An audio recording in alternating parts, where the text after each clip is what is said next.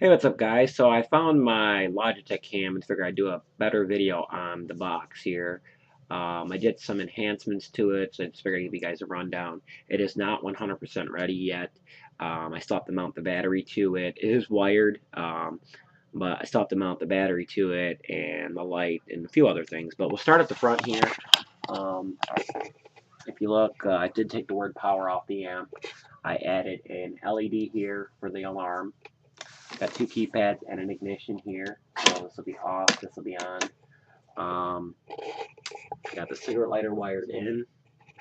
A lot of the work was done on the inside. If you notice, the speakers are in it. We have the blue, that blue box is a Parrot MKI 91000. So instead of putting a car stereo or a deck in here that can get ruined, if you notice the Parrot's on the inside of the box where it'll be safe from the rain, weather. That'll directly connect to this amp here, which is a MTX, or no, sorry about that, JBL GTQ100. Also, the Parrot has the option to use USB thumb drive, SD card, analog, and iPod hookups. So I'm going to run the analog to this, and that's a lifetime subscription to Sirius satellite radio. So this box has got satellite on it. As you see my wires up at the top here, this is where the antenna runs to the top. We have the alarm antenna here. We also have the conduit running around here, which is not fully in yet. This connector here is where my battery is going to plug. If you look at the top here, you can see the XM antenna. And if we look up underneath, you will see I have the ground, I don't know if you can make that out, but I have ground effects under there, and in the back there I have that bullhorn for the alarm.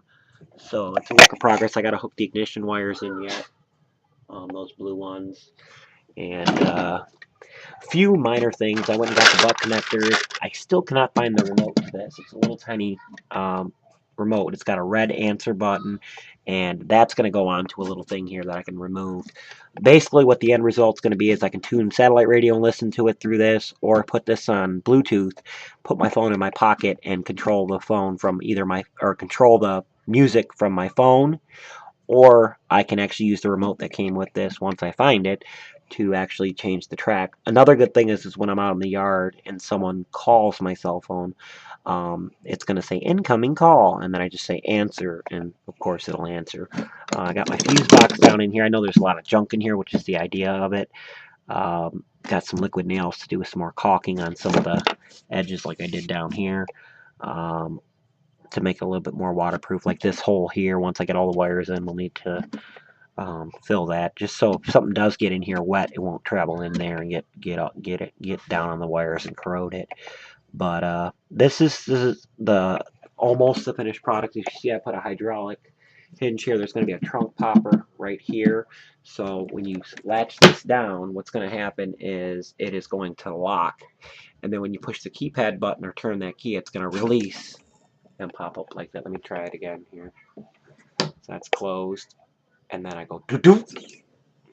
So the idea that I had in my head early on in the development, when I was just looking at a big large piece of plywood, um, was pretty much what we have here. I will have to say it does sound a lot better than the first plastic tote I did, and being that it's completely square, it's just a little bit more sturdy. One thing I like about this one is instead of using a car stereo, I went through 3 on my other box, because the dirt and gravel and stuff gets in the CD player. And at first I just run a cleaner and it was okay, but it really took its toll and I kept having to swap them out. This, once I get the plexiglass to go over this amp, there's really no moving parts on it to get damaged. So even if it does get splashed with dirt and whatnot, it'll be okay. Stuff that's more sensitive, like the Sirius and that, I can actually just pop this out, and if it's a rainy day, not bring it. And the base, it shouldn't hurt the base too much. This I did glue in permanent, the brain, and what I'll probably do is end up caulking the seam of this and where the wires go, just in case some type of water does get in there. But where the Sirius comes in, I have this white one here goes to the Sirius. We have a data, which is like a cellular. It was for OnStar, and then this one here is actually for GPS. Not that I'll ever use it, but I didn't want to cut it because that is a good shark fin antenna up there. Um, it had the aerial coming off the back of it right here. And I didn't really like it, so what I did is I filled it in with some liquid nails, let it, excuse me, let it dry, and then colored in with a black permanent paint marker. So yeah, let me know what you guys think. I mean, it's got a little bit more work to go before it's fully operational.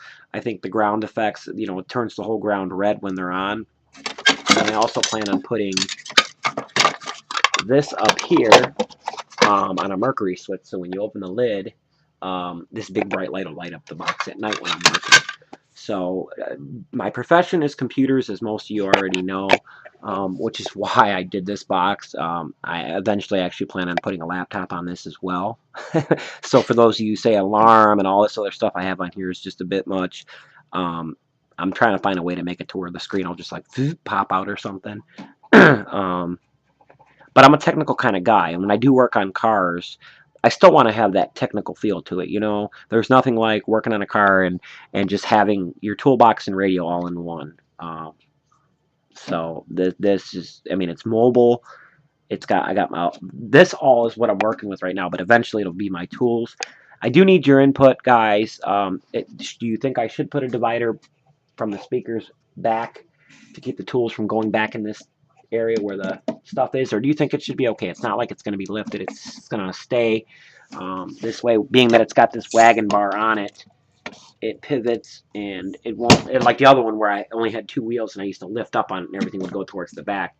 I worked that out in this one because that's what kept damaging the radio as well. The tools constantly plumbing into it. So those of you who remember the first box, you know, should understand that. If not, you'll just have to take my word for it. This one's a lot better. And last but not least, yeah, give me some comments, guys. Let me know what you guys think. And this is probably going to be part 2. When I get it all done and I take it out on the yard, I'll probably have my wife come with me and bring the phone to record. So it may not be as good as this video, but we'll capture the wow factor of the people on the yard and just see how good it sounds, you know, out there on the yard. You know, maybe play some Jay-Z or some new stuff, you know, and just see what kind of attention this little guy gets. I mean, if I seen somebody come in and they were playing the hip hop channel or the Motown channel, and then it said Sirius XM, da da da da, I would probably like be looking at the box like, what the heck? And that's the intent with that. I got 3 lifetimes. I acquired them, some here in Michigan, some down south. You can't buy them anymore. And basically, when they were about to go out of business, they were selling these for like $1,000, and it's a lifetime. You never have to pay a bill on it, but you get all the channels. Anyways, I'm ranting, guys. Let me know what you guys think.